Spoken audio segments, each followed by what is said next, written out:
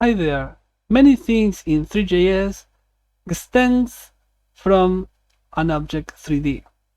An Object3d is a special object that contains really commonly used properties and methods that we have to know.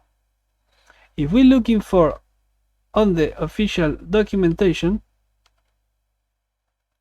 for example, a mesh, you will see that the mesh extends from an Object3d. If you're looking for the scene extends from an Object3d. And if you're looking for information about the camera, in our case about perspective camera extends from camera, and camera extends from Object3d.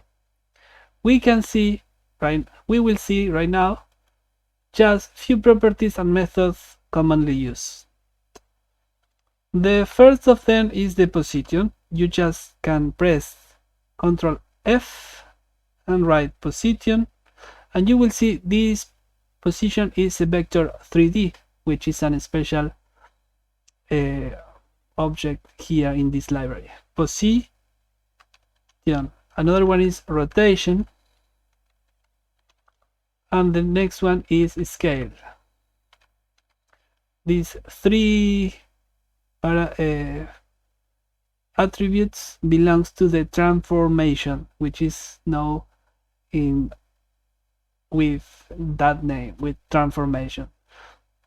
And this object contain also another commonly used method, for example add, which allows you set one object as a child of another one. But in that case, the position is going to be relative to the parent instead of the world.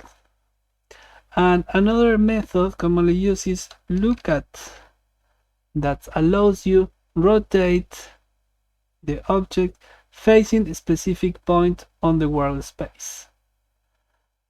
That's all that we can tell you, but knowing this information, you just can imagine we can set the box as a child of a scene, which is correct. But if you think you can do the same with the camera, that is not exact 100% convenient, good, because it's not good, it's a mistake. Three.js propose you handle the camera and the scene in other way. That is a topic that we will see in the next lesson.